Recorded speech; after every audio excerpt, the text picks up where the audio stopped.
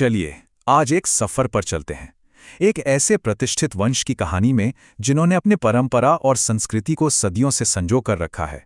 तो शुरू करते हैं हर्षवाल वंश की ये शानदार गाथा। सोचने वाली बात है ना? जब भी हम इतिहास की बात करते हैं तो हमारे दिमाग में क्या आता है? बड़े बड़े किले, राजा महाराजा, उनकी लड़ाइयां। लेकिन क्या इतिहास बस इतना ही है? असल इतिहास तो शायद हमारे अपने वंशों और गोत्रों की कहानियों में छिपा है। तो आज हम एक ऐसे ही प्रतिष्ठित वंश हर्षवाल वंश के इतिहास को जानेंगे। पता करेंगे कि इनकी उत्पत्ति कहाँ से हुई, इनके पूर्वज कौन थे और आज समाज में इनकी क्या जगह है। चलिए इस कहानी में और गहराई से उतरते हैं।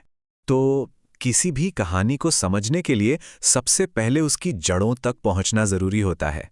इनकी पहचान इनके नाम और इनकी जमीन से शुरू होती है। तो हर्षवाल वंश की जड़ें जुड़ी हैं राजस्थान से, खासतौर पर शेखावाटी और जयपुर के इलाकों से। यहीं से इस वंश की कहानी की शुरुआत हुई और सदियों तक उनका प्रभाव यहां बना रहा। और देखिए नाम भी कितना खूबसूरत है, हर्षवाल। ये नाम बना है संस्कृत के शब्द हर्ष से, जिसका मतलब होता है खुशी या आनंद। लगता है जैसे ये नाम इस समुदाय के स्वभाव को ही दिखाता है। अगर हम इतिहास में थोड़ा और पीछे जाएं तो पता चलता है कि हर्षवाल वंश का ताल्लुक खंडेलवाल वैश्य या फिर ब्राह्मण शाखाओं से रहा है। मतलब ये वो समुदाय थे जो पारंपरिक रूप से व्यापार और ज्ञान में माहिर माने जाते थे, और इनके पूर्वज अपने साहस और कमाल की व्यापारिक समझ के लिए मशहूर थे। और ये गुण आज भी इनके वंशजों में देखने को मिलते हैं। अच्छा, किसी भी वंश को जो चीज सदियों तक जोड़े रखती है वो होती है उनकी आस्था, उनकी धार्मिक परंपराएं। कहते हैं कि किसी भी गोत्र का इतिहास उसकी कुलदेवी के जिक्र के बिना पूरा हो ही नहीं सकता। कुलदेवी ही वो आध्यात्मिक शक्ति हैं जो वंश की रक्षा करती हैं और उसे अपनी जड़ों से जोड़े रखती हैं। और हर्षवाल परिवार के लिए भी उनकी कुलदेवी ही उनकी आस्था का सबसे बड़ा केंद्र है।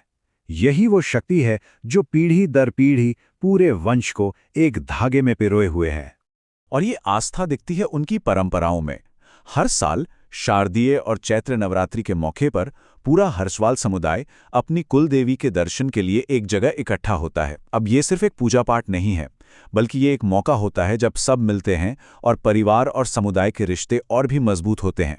तो ये तो हुई आस्था और जड़ों की बात। अब देखते हैं कि वक्त के साथ इस समुदाय ने कैसे तरक्की की और हर दौर में अपनी एक अलग पहचान बनाई। और ये कमाल की बात है कि कैसे हर्षवाल समुदाय ने वक्त के साथ खुद को बदला और आगे बढ़ाया। पुराने जमाने में वो व्यापार और शासन में माहिर थे। फिर आधुनिक भारत में उन्होंने बिजनेस और आईटी सेक्टर में अपना झंडा गाड़ा। और आज तो वो ग्लोबल लेवल पर आर्ट और बिजनेस में नए नए कीर्तिमान बना रहे हैं। मतलब शुरू से ही हर्षवाल परिवार को एक पढ़े लिखे और कामयाब समाज के तौर पर देखा गया है। उनकी लगन और मेहनत ने उन्हें हर फील्ड में कामयाबी दिलाई है, चाहे वो पारंपरिक व्यवसाय हो या फिर मॉडर्न आर्ट। जैसे इसका एक जीता जागता उदाहरण है आर्टिस्ट वल्लरी हर्षवाल। आज वो अपने काम से इंटरनेशनल लेवल पर परिवार का नाम रोशन कर रही हैं, जो इस वंश की आधुनिक कामयाबियों की एक मिसाल है।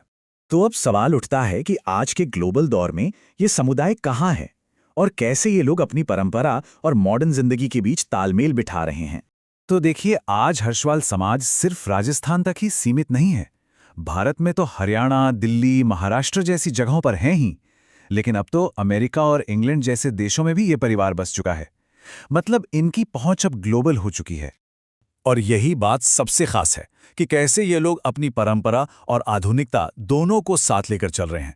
मतलब एक तरफ कुलदेवी की पूजा और गोत्र की बैठकें भी हो रही हैं, तो दूसरी तरफ यही लोग ग्लोबल आईटी सेक्टर और इंटरनेशनल आर्ट की दुनिया में नाम कमा रहे हैं। और ये बैलेंस बनता कैसे है? इसके लिए आज भी सामाजिक सम्मेलन और गोत्र की बैठकें होती हैं। इन मीटिंग्स में घर के बड़े बुजुर्ग अपने पुरखों की कहानियां और संस्कार नई पीढ़ी को देते हैं, ताकि ये विरासत हमेशा जिंदा रहे। तो हर्षवाल वंश की ये कहानी हमें एक बहुत गहरे सवाल पर लाकर छोड़ देती है। देखिए, वक्त बदलता है, समाज बदलता है, लेकिन क्या हमारी जड़ें, हमारी पहचान वो हमेशा वैसी ही रहती हैं?